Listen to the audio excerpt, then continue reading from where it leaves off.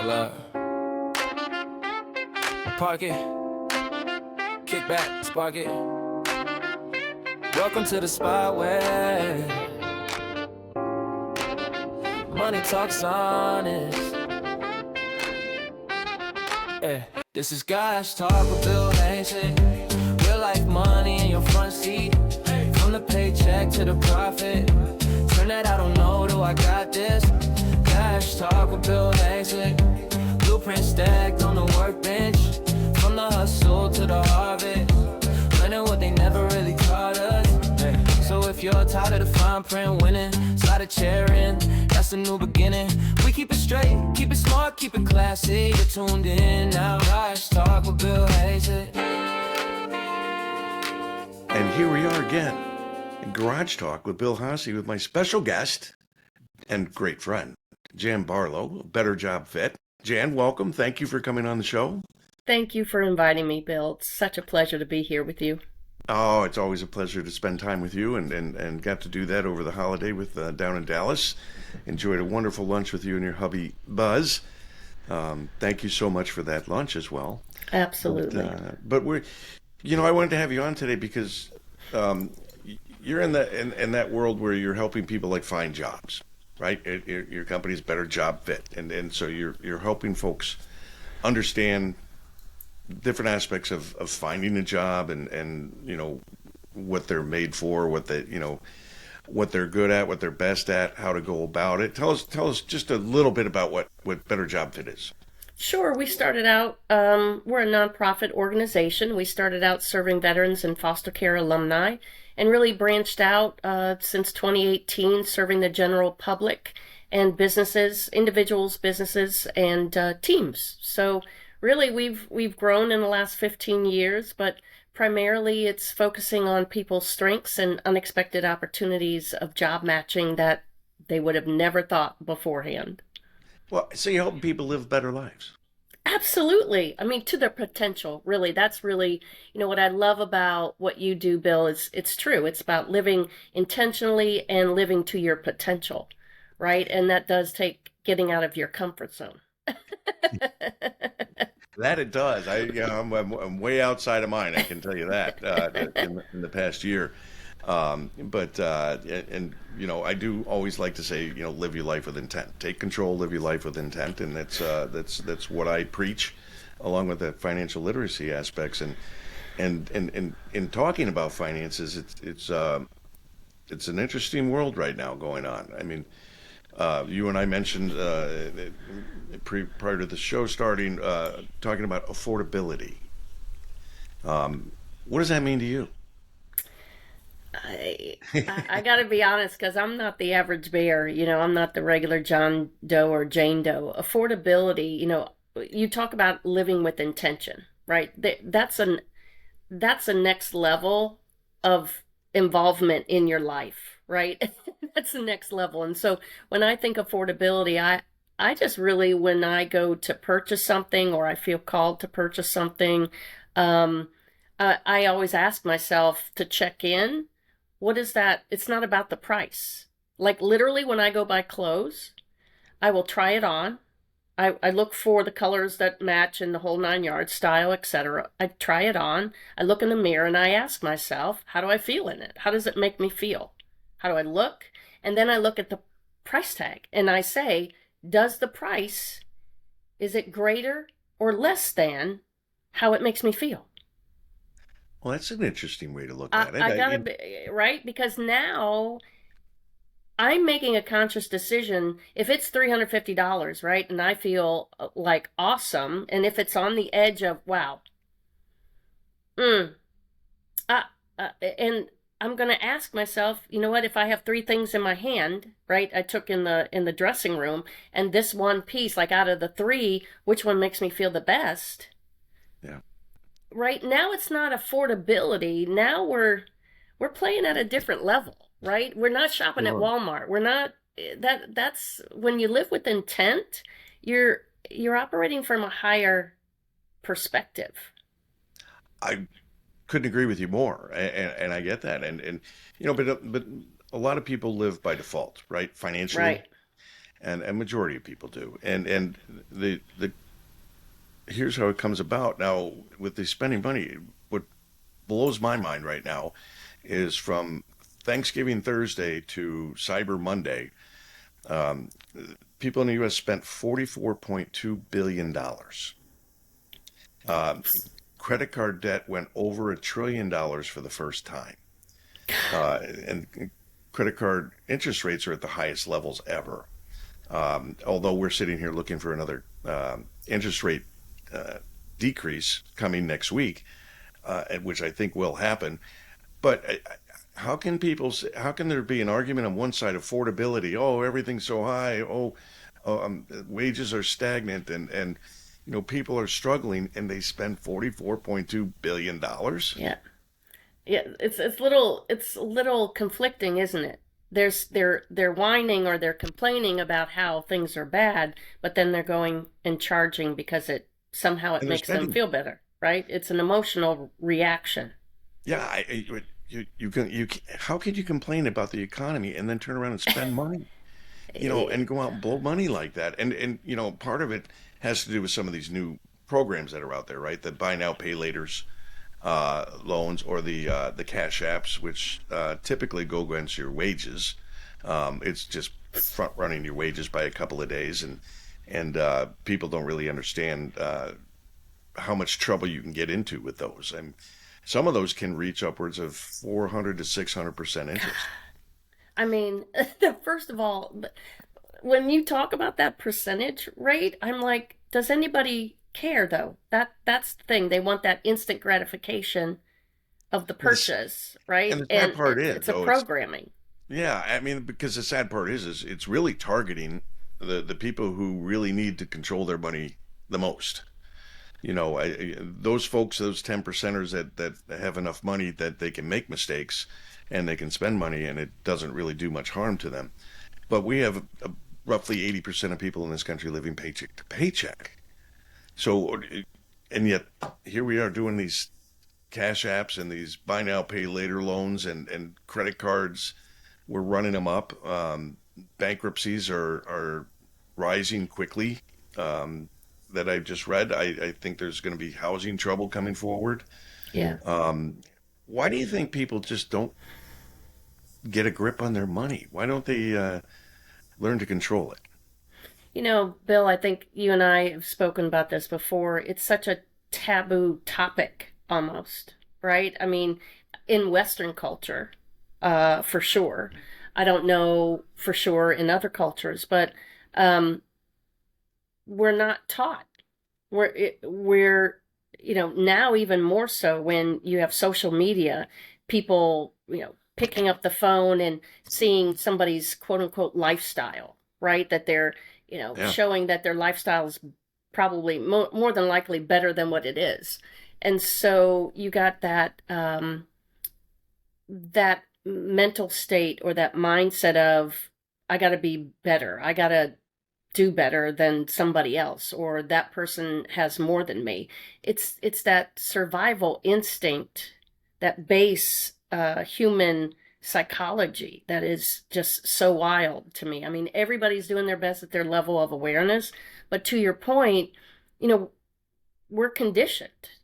I Oh, mean, we are. right? I mean, every human being is conditioned. It doesn't matter whether it's past belief systems, their environment, programming on what they believed people said about them, about money, about, right? And so we're just a tape of the past walking around, Well, right? and there you go talking. You say the word believe, and that's powerful because that's marketing, right?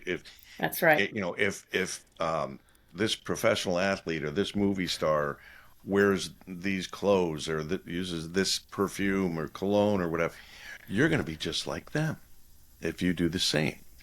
And we buy into that. And what we're talking about here is status, right? Yep.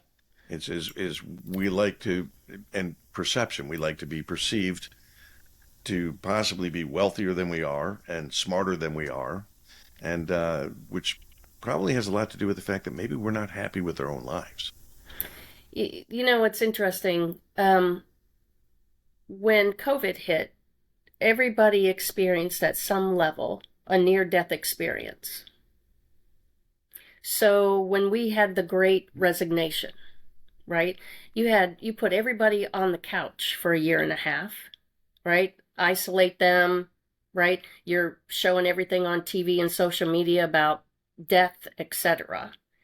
And so you have some people going within and saying, you know what? I'm not going to sit around. I'm going to do something different, right? I'm going to live better. I'm going to live differently. Then you have people that went into fear. And so they just went into a hole.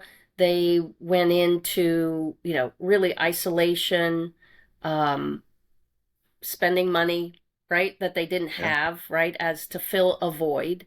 And so now we have a gap. You have people that raise their level of awareness.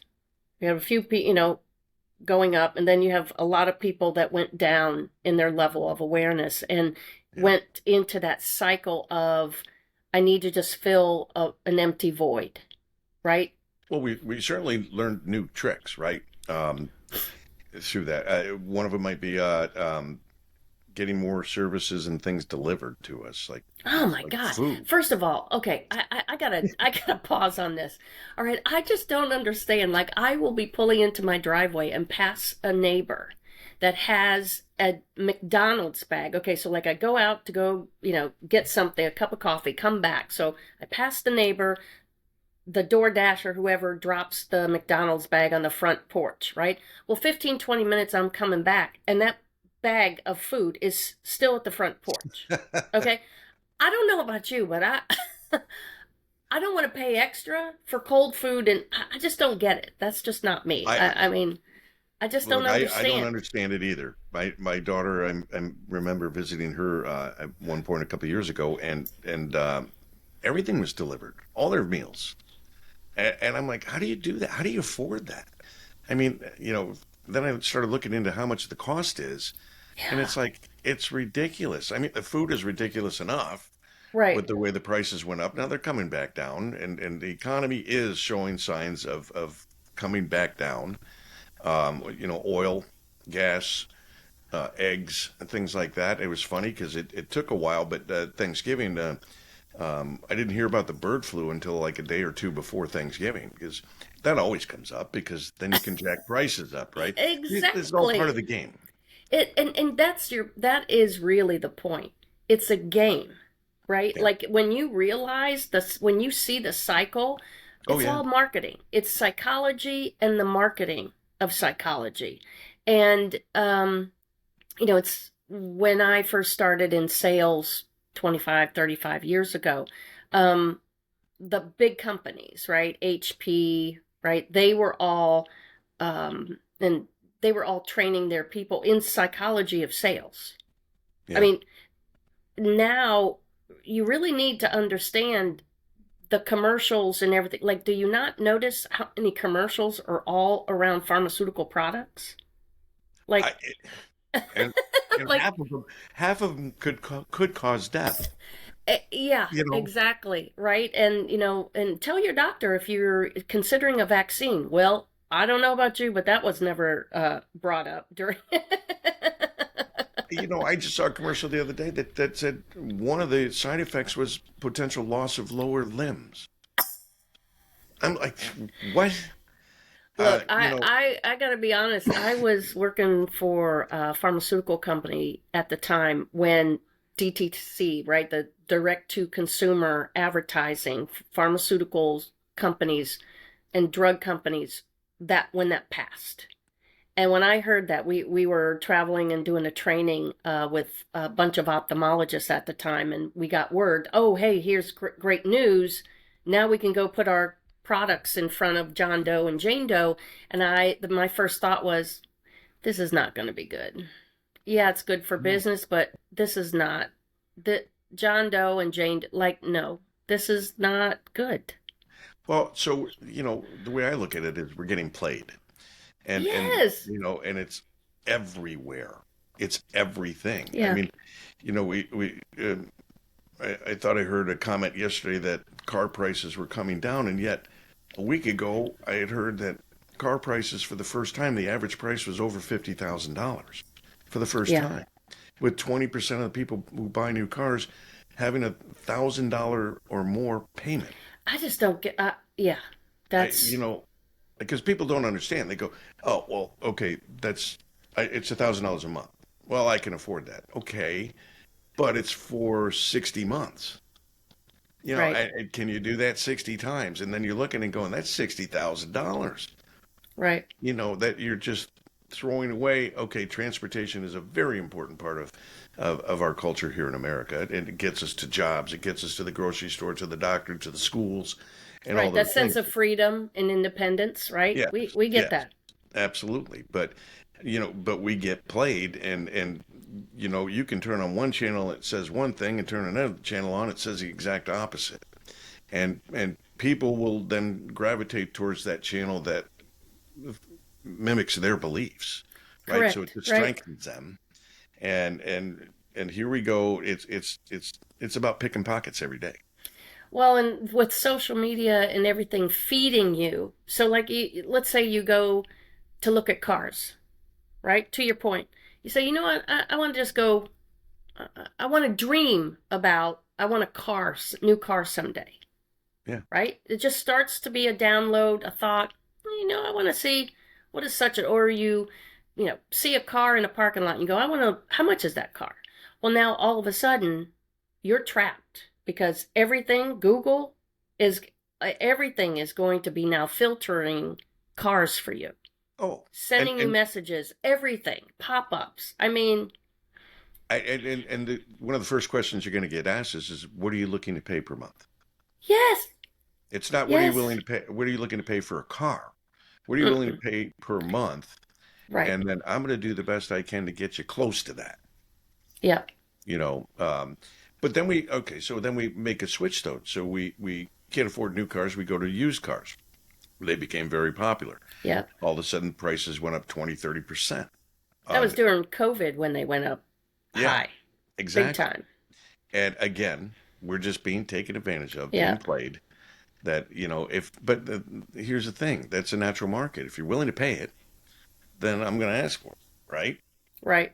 If if I only wanted $200 for the service, but people are willing to pay 500, well, I might Eh, as well charge 500, right? Well, exactly, right? It still comes down to the individual Yeah, being responsible and accountable for what they're spending and but being aware, like with your book, educating people about things that you were never told before, right? Interest rates, when you get credit cards and they say 0% interest, what does that really mean? I mean, that's what I really like about your book is that it speaks to people at a layman's term, not Wall Street. And Wall Street doesn't need my help. no, well, yeah, they got their own game going on. It just explaining things, right? The basics of understanding, and like for me, when I get those 0% transfer balances, right? I remember this was a couple of years ago. I was looking at it. I go, well, I'm going to call because I'm reading the fine print, and something's unclear here. So I called up and I said, hey, I want to ask a question. I have a balance, existing balance, and you say that I can transfer other cards to this 0% interest, right? So, and they give you what, a year. And I'm like, okay, so when I'm making payments to you, right? So Yeah, now we got the 0% interest balance transfer amount, and then you have your regular, what you already had existing. I said, if I'm paying money, where does that money go? Oh, it'll always go to your current balance, existing balance before the transfer. And I'm like, well, you're you're not doing me a favor. Like you're right, not right. right. This doesn't work out for me because if I got a year to pay off this balance, because most people are getting that, they look at that because they're seeing that their debt Yeah, is high and they yeah, want to get it down. Well, they think, oh, this is smart for me because this is zero, all of it's going to be 0%, or this big chunk that I'm transferring is 0%. Well, hello, you still got to pay that other that balance Yeah. within 1 year to get that 0% to start paying. Like Yeah. you have to look at it from the point is, can you pay in a year that existing balance off, Well, and or that kind of before a loan, year, that kind right? of deal is all over the place, right? You can buy Yes. furniture. Go to buy furniture. I went to buy a new lounge chair. My old one was literally falling apart. And he goes, "Well, why don't you finance it? Because you can finance it for a year or 2 years or whatever with at zero interest, as long as you pay it off within that time frame. Otherwise, you get hit with all of the interest over all of that time." But I'm like, and for some stupid reason, I kind of fell for that. Well, the chair was like $1,100. The guy comes back because you've been approved for $57,000. Lucky you. Go buy more And furniture, I'm Bill. like, that's not what I was applying for. No, That's not exactly. what I was looking for. That's not what I want because Yeah. that damages my credit. Yes. That hurts my credit score, which everybody Yeah. loves to watch their credit score, which is kind of funny to me because it doesn't have any meaning. Right. A credit score means nothing, other than maybe it makes you feel good if you've got a great score. But, here's that trap again. I didn't ask for that. They Right. just came back and automatically said, "Well, we're willing to give you that much money." I'm like, what? No. Right. Or how about you go to the store and you're buying clothes. You talked about buying clothes, Hmm. and you go there and they said, "You know what? If you sign up for our credit card today, we'll give you 20% off, and we can put everything you're buying on the card, so you're no out of pocket money today." Yeah. Almost too good to resist, right? It, Hmm. it, it's it makes it very challenging to resist that, but I hope everybody who's listening resists that because A, it goes against your credit score, B, it creates a whole new payment every month that you didn't Yeah. have before. I mean, you remember that? I don't know if you've seen that commercial where there's the couple in the kitchen, the wife is sitting at the table, and she sighs, and he's like, "What's up?" And she's, uh, "We're short on money this month to cover our bills." And he goes, "Well, why don't we just sign up for this Cash App?" And boom, boom, boom, they sign up, they get the money, they get to pay their bills, and they feel good. Well, what's the problem with that? Is next month, now you have an extra bill, Yeah.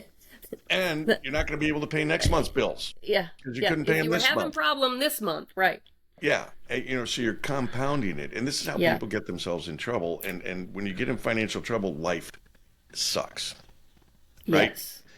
It Nobody does. enjoys being poor. Nobody enjoys not having any money. I mean, when I first started working in my career down in the trading pits of Chicago, I was making very little money.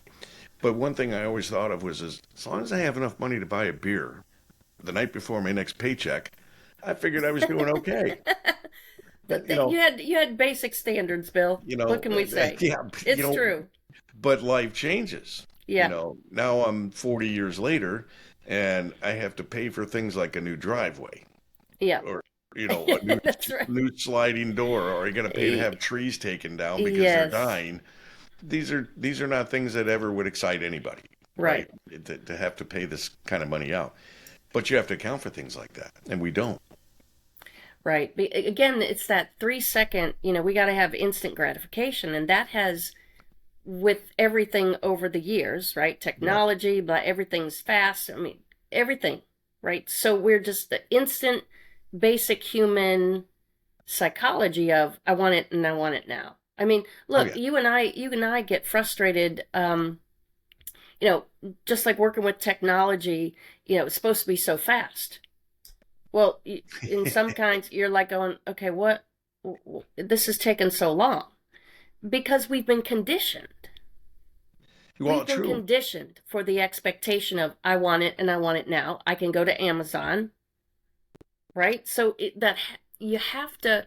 It requires us to be more intentional, a higher level of awareness, um, but that desire has to be there as well, right? Well, if you're trying to do things, like I'm proud of the fact that I'm IT illiterate and don't know a whole lot about how to do anything. But now I'm having to learn new things, and it can be frustrating because it's like, okay, now I have to take time out of my day from whatever it Yes. is I want to do and like to do, and in order to learn a new task, Yeah. or develop a new talent, in order to move my business forward, and that takes time. But one thing I've learned about that is if you slow down a little bit and you take your time and you learn right, then going forward, you're not, you're using your time more efficiently. You're being more intent.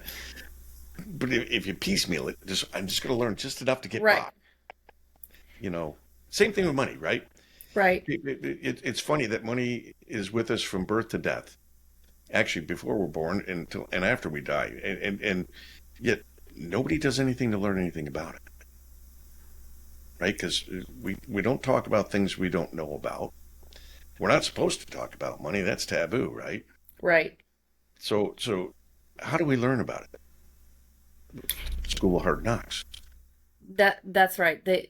Well, and what's interesting, words don't teach, experience does, right? True. So being able to listen to this podcast, that's an experience, right? It's not it's not there's something you got to have a higher level of engagement, but pain is the best teacher, right? Or Sure it's is. not even just pain, it's experience, right? Meaning it could be joy, it could be experience of joy, it could be the experience of pain. But there has to be some emotional connection there, like a need to learn, right? The reason to learn about it, right? Like, oh, I'm getting married and, we need to start looking at what we need to do for joint, how are we going to handle our budget? How are we going to Yeah. handle spending money? How are we going to handle, I mean, those are the things I think when the motivation is whatever the reason is, right? That All gets right, us to start to learn more. let's go back to that. So we're going to get married. Um, how many people do you think actually have that conversation of, okay, are we going to have one account or two accounts, separate accounts? You get yours, I get mine. How are we going to handle the bills? And when do we want to buy a house? When are we going to have a child? There's a lot of financial decisions going on when Yeah. you blurt out those words, "Will you marry me?" That's It's interesting because there's so much going on, and that's such an emotional time, yeah, right? And there's so much activity around the planning of the event, of the day of, right? That we don't talk about those other things because we're too wrapped up in getting the dress and the tuxes and oh, you know, we're in love, we're looking right? good, and all of a sudden that wedding costs you 50,000. Yeah, I mean, at the same time, it's funny because we're talking about this, and then I think of from my own experience, like everybody deserves to have their own experience, whether it's Yeah, positive or negative, right? That's the journey of life, right? I just think that it's just human evolution. We're getting smarter and smarter. Our level of awareness is getting higher and higher. It's like any type some of might question that. product, right? I Well, might yeah, then question that. agreed. I mean, the higher you go in your own level of awareness, the larger the gap you see Oh yeah, with other people, right? Or in your environment. So, absolutely. I just, the front part of the brain does not fully develop until 25. So That may be for women. I think men it's a little bit older. I think it's more around 60 to 65. right? I mean, it's the that physical, like literally, like why do we expect anything different? Like the front part of the brain deals with consequences. Why We if you're want what we physically want. not exactly, but the expectation, I think that's what I'm saying is Yeah. we shouldn't expect people if the front part of the brain is not fully developed until 25, right? hmm Then what we're not we're not working with a full deck yet. Okay? I Well, mean, but there's all kinds of pressures, and there's peer pressures and things of that yeah. nature. Oh my gosh, yes. One of the person's in your group is making great money, and got a great job, and you're not doing so well. Maybe you're not even working. Um, and I brought this up. I think we've had this conversation before where I said, I remember when I would go out to dinner with my friends that I didn't want to go out to, but they, come on, you gotta go. Yeah. And, I order a salad, I drink water, and, they're surf and turf and cocktails and everything else. And then, and I'm not having fun already because Right. I really can't even afford this, Right. and then they go, let's split the bill 5 ways. And now Yeah. my bill just doubled, Yeah. and And you didn't even have a cocktail. I no, and I didn't enjoy my time. I didn't Right. enjoy the company. I didn't enjoy the food. I didn't, and to me, it was a complete waste of time and money and effort. And and that's no fun in life. Bill, you brought up a great situation because that's like nobody ever tells us how to handle that. Like what are the ways that we could have handled that better if we had the courage to, you know, like for me, like I know when I was young and I would get there early to the restaurant knowing that I'm joining my friends and I'm limited on what I'm going to spend. I would go, we sit down, I'd try to get there early, but I would tell the server, like go to the bathroom and tell the server, look, I need a separate check, Yeah, right? I mean, there are ways to do that yeah, on the down low to where you're not caught because I've been there. Like you're yeah, right. I had water. I was putting lemon and sugar in my water, right, to make lemonade, right? yeah, And had a side salad. I'm good, right? Like I know I'm out with friends. I'm being social. I showed up for appearances, but then you're exactly right. They yeah. wanted to split all that, and I'm like, whoa, wait a minute. I'll go home and have a PB&J to fill Exactly. me up. Yeah. And a beer that I have in my fridge, right? I Right. mean, yeah, those are the awkward that I think that people need to know how to avoid those situations or what to do in Yeah. those situations, right? But we're bombarded with those Yeah. situations. I mean, throughout our lives, buying a car we talked about, Yeah. um, I mean, I'm looking to pay $300 a month. Oh, well, that's going to be a little tough. Let's see what we can do. And you're going to wind up paying 350, 400. Right. Um, and you're thinking, well, I could squeeze that out, but again, it's for 60 months, Right. and that's money you don't have for anything else for 60 Yeah. months, but, or buying a home. And I talked about this in my book, and I said, when you buy a home, you say, I get pre-approved or pre-qualified. They're two different things, pre-approved and pre-qualified. But let's say it's for $250,000, and a realtor shows you that home for 325. And I get why realtors do that because they want to set Yeah. expectations. Um, but at the same time, what happens is you see what you could get for that money, and it's only a little bit more per month Yeah. than what you could get for 250,000. That it doesn't look as pretty anymore. Yep. That's exactly right. FOMO, I mean, you, And you just yeah, really, but and we call that living, you're being house poor, right? yeah. Oh my Um, gosh, yeah. That's you know, like you carport, right? That the you, car poor, you're every putting too time much. you make that payment, you're like every month writing that check and going, this does not feel good. Yeah, Like that's the big part right there. When you're writing that check and you don't like it doesn't feel good, like that's not going to turn out well for you. well, at least with a home, you can sit in the home and say, okay, at least I love Well, my home, and I can sit in here yeah. and not do anything and watch Uh, TV. But but with a car, it's kind of like, okay, what are you gonna do? Have it sit in the garage? Because now you yeah. can't afford the insurance, or you can't afford the Oh my gas. God. And this goes on and on and on with Right. all kinds of things in life and all choices in life. And that's what it comes down to is choices, right?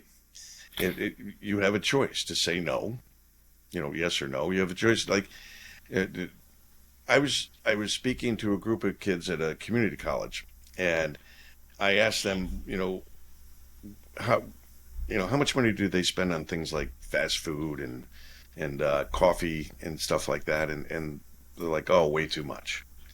And if you know anything about community colleges, these are not uh, kids that come from wealthy families. No, they're working. They're putting their They're, way through school. They took the loan out, right? yeah, Yeah, and some of them are even sleeping in their cars. yeah, It can be that yeah. challenging for them, and yet they sit here and they'll tell you they spend all their money on this junk, and it's like, why? What compels us to do that? And again, well, because everybody does it. Right, Everybody's wearing these clothes. Everybody's right. got that, ski jacket. That, Yeah, everybody's got that kind of car, or we always want to keep up with the Joneses, as they say. right. Um, and where you live, is a big deal. No, people, even though they can't afford it, they're going to live in places they probably would be better off somewhere else, right? I mean, Yeah, it's I see this especially in the younger adults, um, when they don't make good choices.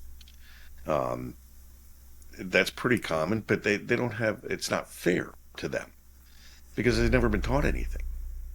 Schools don't teach it. Parents don't teach it. You've heard me say, I know there's two things most spouses never talk about. It's money and sex. right. And if they're not talking about money, they're not teaching their kids.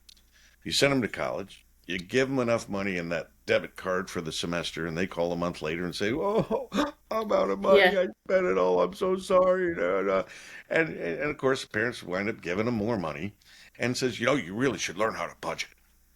From people who don't budget yeah. themselves. And from somebody that didn't teach them how to do it, right? I mean, Yeah. They like weren't that taught. They don't cycle. teach your kids. Like, why do you expect a different result, right? I Yeah. mean, I don't know. I guess I observed my parents. My mom handled the money, right? Dad went to work. Um, he worked really hard. I had a brother that had cerebral palsy. So, Yeah. insurance paid for some, but we were mindful of I felt that we were an upper middle class family, or middle class. Back at the time, I guess they would consider us upper middle class. Okay. But when my parents, we didn't spend money, like mom and dad, it was always to better the house, Hmm. right? And they saved their money and sent us to a good private high school, right? Now if we wanted to go to college, we had to pay for that. Our parents didn't pay for that. Okay. So um it was you had to learn, right? Because even though we didn't want for anything, when it came to college, if you want to go to college, you got to pay for that. So we had to figure that out. We had to figure that out. And that was before, back then, they didn't have school loans. If you got a school Okay. loan, your parents would have to sign for it. My Co-sign. parents Yeah. would not, yeah, my parents would not sign for it. So I had to go to the college, learn how am I going to pay for it? How much is it going to be? Yeah. Right? When is the money due? So, but see, at the same time, I was working when I was 16. So I established credit when Okay. I was 16. So by the time I graduated, and even when I first got married, I had credit for 9 years, and my soon to be husband had no credit at all and couldn't even rent a car. Yeah. Right? So I learned at an early age from what my parents, just watching my parents. And it's interesting though. I'll be honest. I had a credit card. I was working 3 jobs, going to school. I love buying things for my family, right? Christmas, Okay. I had nieces and nephews, and the bills, the credit card bills would come to the house, right? I was living with my parents while I was going to college. Okay. So mom would see the credit card bills come in. And like I think I had a JC Penney and a Montgomery Ward, right? Okay. And mom was like, "How much are you spending? Like you can't be charging up cards, right?" Yeah. And I was like, "Okay, first of all, you're looking at my mail, okay? I'm not digging that, okay? I'm Well, not digging you that." define teenager, right? It's Yeah, me. yeah, yeah. Well, that was the time that I was working. It was, again, I had a job. So high school, I always worked. And in college, I had three jobs. So high school was one job and college was three. So the way I looked at it, first of all, that independence thing. Yes, I'm living at home. Yes, mom and dad paid for my insurance. I got to use mom's car when I needed it. Um, but when it came to sustaining myself, meaning paying for school, handling my finances, I did that. Like I Yeah. was making my own money. So to me, for her to say, oh, you're spending too much money, I'm like, wait a minute. I am paying for my own school. You see what I'm saying? So it's not like for me, like I had that independence. I was already independent and responsible and taking that risk of if I Yeah. don't have money, I'm not Well, going to it's be not able like to you were afford going to your school. mom and saying, "Hey, I need to borrow No, money. I'm a little short no, this." no, I got to tell you, that was one thing my parents never did. They Yeah. never, even in my last, when I was getting ready to move to DC after graduation, my the dean of the law school one of the jobs I worked at, he said, Jan, quit your other two jobs, finish school, I'll give you more hours, and get done, right? And so when I needed a float for a month. Okay. I needed a float. And so I took my mom aside and I said, look, I need, I think it was like $800 for the semester. I said, I just need it for 1 month. And my mom just fretted over that because she didn't want to have to tell my dad. I mean, seriously, it was stressful for her. And Yeah. so seeing that was really big for me, Bill, when it comes to money, that seeing how my mom had to choose, like she was stressed out to have to choose between helping me for a month or going to my dad to say that she lent me the money. So Okay. when we talk about those money stories, Yeah. that's in the programming, right? That's in the Yeah. programming of people. That's interesting. My kids, when they wanted to go to college, I said, okay, you need to get a loan because, I'll pay for most of it, but you're going to have some skin in the game Yeah. because I felt that was an important lesson. And now they're not happy at all because, they're out of college and they're making their payments and they're not thrilled about that. And they were greatly wishing, hoping, and praying for that. I think it was Biden that said he was going to Oh forgive yeah. all the student loans, Oh so the heck kids no. are all sitting on, Mm-mm. and we didn't have to. You didn't have to pay during COVID, Yeah. and Oh yeah. but what people didn't understand was the money kept adding up. Just Yeah. because you don't have to pay doesn't mean the interest isn't adding up. Mm-mm. Yeah. And it's compounding. And so, you go into COVID with a $20,000 loan, you come out of COVID, you owe 24,000. Right. 2.5, three That's years the later. math. That's the math, right? And don't Yeah. and I think I think again being taught at a young age to be accountable and you got to pay if you want something you got to pay for it, right? And I think for me because I paid for my own college to see people get mad because they have to pay that debt back. I'm thinking, what you I'm sorry, I don't quite Wait, are understand. these the Like same people that have credit cards, yeah, I'm like, okay, car yeah. loans, Yeah, I understand how mortgages, that works. Yeah. rent? No, it's just really like you said though, it's about when are you learning that lesson? You have to most of the time you're Well, learning at so when a severe pain like a divorce or somebody gets sick. I mean, you're learning the hard way, so to speak. well, that's what makes it challenging for me with my book when people say, "Well, who's the target market?" Well, I'll be honest with you, everybody, Yeah. because there's a lot of people that go through life that never learn these lessons, Yeah. and they live challenging lives. They're Yeah. difficult lives, and if your life is hard month after month after month, you- when are you going to say, "What can I do to change this?" And most people will sit there and go, "Well, I need to make more money." Eh, that might be one answer, but there's others. Maybe you need to learn A about how small, your right? relationship with Small, money, small. That's exactly right, Bill. you How do know, your mindset of your relationship about how do you feel about money? If you're in a yeah. mindset of lack, if you're in a mindset you don't have enough, I mean that's really what it is. But you have to ask yourself that one question: what is my mindset about money? How do I feel about money? I mean, like that is the basic. Like Well, before you open the book. yeah, right. And, Yeah. and that's why I like to, the book does talk about, ways in which you can learn how to control money. But it really is about the relationship you have with money. And does it control you or do you control it? And I guarantee you, for most people, even people who make a lot of money controls them. And I know people that make a ton of money and it controls them throughout life. So it's a never ending, unless you get control. And that's one thing I'm trying to preach out there. And it's probably one of the most challenging things because you're asking them to change their habits. You're asking them to change their beliefs. And that's a very challenging thing we know for people to do. But I argue if you want to live a better life, you better learn about money. You better take control of it. Because as long as money controls you, you don't have a choice in how you live your life.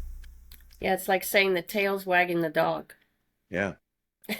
No, and I know these are challenging times. People are worried about AI and how that's taking over jobs. What it's doing is it's shifting jobs, Yeah, right? I mean, you yeah, know that better than anybody. yeah. And they have to up their human game. That means you have to do something to change an outcome. If you're concerned about it, then what are you going to do yeah. to secure what you can do? Right? What are some of the things? I mean, heck, you can go ask Chat GPT what to do. Okay? I mean, I keep thinking about this book from 1999 called "Who Moved My Cheese," yes. but so it's go read that book. Read mine first, and then read that one. That's But right. and really, this is what Garage Talk is all about. Just having a conversation about money and how our relationship with money, your relationship, how you were raised, and how you learned about money. I would say you're very fortunate because there's a lot of people I know out there that just don't understand money, and they're at all ages, all backgrounds, all sorts of Yeah. lifestyles and incomes and things of that nature. But it's challenging to try and learn about something we're not supposed to talk about. We don't really know much about, and we don't have that strong desire. Why do I? Who wants to know how much they spent at Starbucks last month? Nobody. Nobody wants to know how much they wasted Uh, there. And it could be as much as a used car loan payment, right? yeah. Yeah, the truth sometimes, if we just shove it underneath the couch, maybe, it'll go away. But like you said, if people talk about creating a budget, well, don't just create a number. Look at what you're spending now. Just look at it, right? Without shame or blame or judgment. Just look at it. I think that's the Nobody biggest likes piece doing a is budget. Nobody well, likes that's what I'm saying. because you're Don't do being a held budget. accountable. Yeah, You you're just being held look at what accountable. you're spending, right? Yeah, You but don't we don't just want to know create that. one. We Yeah, don't want to know that. So we just gotta lose the that's my shame and first blame. chapter. That's my first Yep. chapter. Is here's how to do a budget, and I'm not saying this because I think you need to be doing a budget. I'm saying it because it teaches you your relationship with money. It Yeah. shows you where you're compelled to spend your money, and if you see that, and then you see how that could be a waste, and how that money could be used better in other areas, or even just savings. But that's a new concept in this country, I know. But once you're aware of how money controls you, you can't help but start to fight back and say, "I'm going to take my control back." Yeah, That's my thoughts, but absolutely. that's what I'm hoping for. I love it. But I appreciate your time here. We've got to wrap up. Again, this is Garage Talks with Bill Haase, and today my special guest and good friend Jan Barlow. a better job fit. I appreciate you coming on. I thank you so much for sharing some of your personal stories and how money affects you and how you've learned to deal with it. You've done very well. I would wish that for more and more people. Me too, Bill. And I'm so happy that you're sharing this information and talking to people about, again, money and creating an open environment for it. So thank you so much for your calling. I look forward to our next conversation. Me too. Take care now.